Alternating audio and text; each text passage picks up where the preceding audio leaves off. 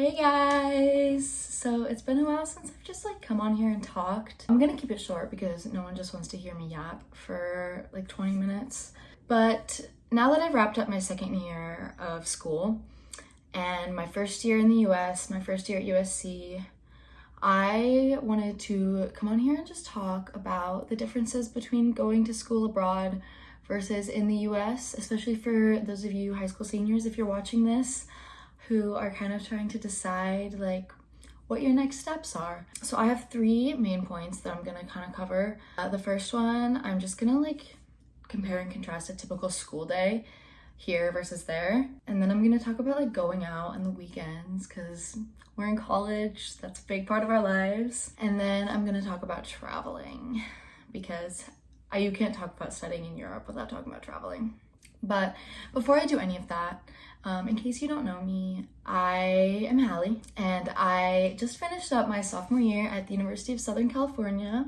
But this is my first year here because I spent my freshman year at the American University of Paris in Paris, France. I was supposed to be there for 4 years. I was gonna get my degree from there, and then I ultimately decided that I really wanted to have the US college experience. I loved Paris.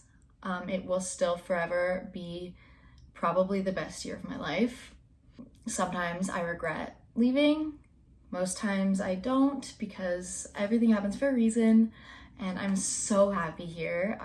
You really can't argue with Southern California weather, and USC is such a fun school that is a really good balance of education and fun, I think. I also wanted to share that USC was one of my top choice colleges as a senior in high school, and I didn't get in. So if you are feeling really dejected and let down by the college admissions system, everything will work out. Everything will work out. I didn't know I wasn't gonna get in as a senior. Ever since COVID, the admissions process has been so brutal. Trust, I know, I was there. So if you are a senior watching this who is feeling really rejected, it'll work out. Everything will work out. Apply to transfer unless you end up loving the place you went to. I didn't love the school. I didn't love the American University, but the cars keep driving by and then helicopters above because of the protests. So if you hear any of that, I'm so sorry. I'll try to edit it out, but fair warning. But anyways, yeah, let's get started.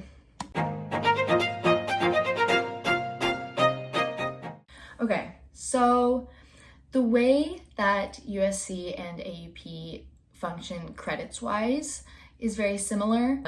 Both schools, both semesters, I took 4 classes, each 4 units, so 16 credits every single semester. Because AUP was so small, the class sizes and the class options were very limited, which is also part of the reason why I left, was because I wasn't totally sure what I wanted to study.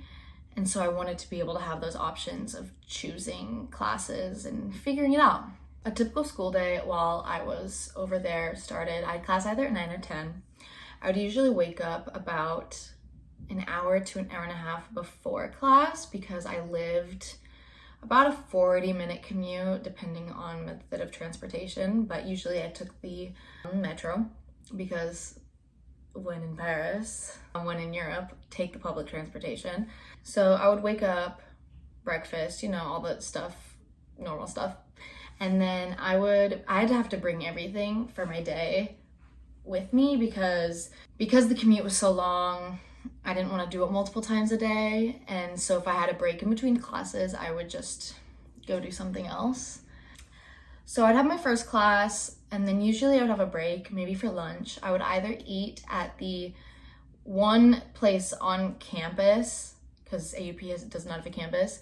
I would eat at the Amex Cafe, or I would go to a cafe or coffee shop just in the city. The school is very centrally located, so it was in the 7th arrondissement, which is where the Eiffel Tower is, on the bank of the Seine. It is very prime location. So there were a lot of food options, and that's something that just about Paris and many European cities, even New York, is there are a lot of food options everywhere.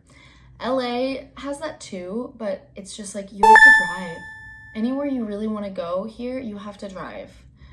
So that was a really big plus. And the metros are so easy and there's so many of them that even if I didn't want to stay like in the 7th arrondissement, if I wanted to go somewhere else, it was so easy. I could go anywhere. You could go anywhere in the city in like less than an hour using only public transportation.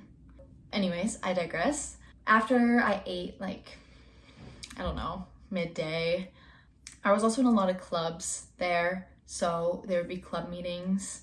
It was a lot easier to get involved at AUP because the school is so small that everyone just felt so much closer.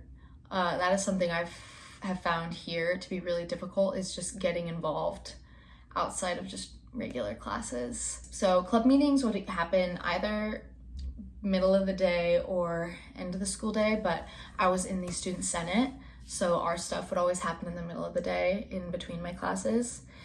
And then afternoon classes, I was done like, I want to say around 3 or 4 every day, and I'd go home because I just like, I need to go home, drop off my stuff. Some days I walked dogs in the city for a little extra cash, so some days I would go do that after school. And then other days I would go to the gym, which my gym was located in the 8th arrondissement on the Champs-Élysées. So that was one metro ride. Sometimes I would walk if I wanted to like extra exercise, especially in the spring. Go home, I lived in Saint-Germain-des-Prés. Or I would go to a cycling or Pilates class. I would either go to Snake and Twist, Legree Fitness, which was in the 16th, or Dynamo Cycling, which was in the 9th. It was like right across the river from me. I loved ClassPass over there because you could walk to everywhere. Like I use ClassPass here too, but you can't go to anywhere. You can't go to any workout studio without using a car. So gym, workout, like that was, it didn't happen every day because I also spent so much time walking just around the city, but almost every day I would do some sort of workout, physical exercise. And then a lot of days, the evenings were spent at cafes, you know, happy hour, wine night, just every night with a little snack, because it is so affordable. It is so affordable over there, even in big cities, to just have a drink after school. And it's just part of the culture to just sit at cafes and people watch and talk for hours and hours. That's something that my friend Hope and I were talking about, is the lack of third spaces in the US. So these places to just like be human and engage, like human relationships and meeting people outside of work or school or anywhere. So that was a big thing. Sitting on the Seine, just going to a coffee shop, going to a cafe, all of these things that I did over there and totally took for granted that I can't do here. I felt like such an adult while I was there, and that I don't feel here. Like college here feels like still kind of being a kid. There's not really any responsibilities, but I definitely abroad felt like an adult.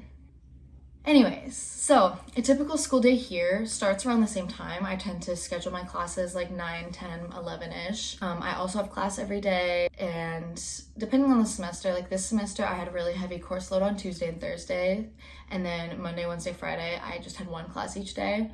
But the difference is my commute to my class is 10 minutes instead of almost an hour. So that is nice, but that's just the nature of being on a campus instead of your campus being in a city. And a lot of my friends in Paris also had apartments that were right by school, so their commute was like 5 minutes. So it just depends on where you live. I am very thankful to live so close to classes, especially because I don't have a car here either. And public transportation in this city is not even nearly as good as in Paris. So I will usually either come home here to my house for lunch or to the sorority house, which is just across the street from me, because I will have a break in my day. And then if I have class in the afternoon, like go back. I spend a lot of time at home as opposed to exploring LA and the city like I did in Paris, but a lot of that is because I don't have a car, and you can't do that without a car here. And then I Going to the gym here is a lot easier too because it's closer, so I don't have to commute to the gym, which that's really nice. I do like being in an enclosed campus, but that also has its drawbacks because it means I haven't gotten to see any of LA. Like, I've been here for a year and I feel like I don't know LA at all, and as opposed to Paris, which I feel like I really got to know in a year. Some days I work downtown, so I do take the bus. Like, when I talk about public transportation, it's because I have gotten very familiar with public transportation here and it sucks. The bus almost never shows up. If it does, it's late. So I also have to end up lifting to work, which is thankfully only like 2 miles away, but lifting to work or riding a scooter to work. And then if I don't work and if I don't have too much work, there's almost always something going on fraternity or sorority wise here. So we have mixers, which I've talked about on here before. Mixers, invites, all of these things that happen at the end of a weekday, like literally Wednesday, Wine Wednesday. But Wine Wednesday at a frat is very different than Wine Wednesday in Paris at a cafe. The wine probably costs about the same, but the boxed wine that those frats have is, I don't drink that. No. I miss cheap French wine.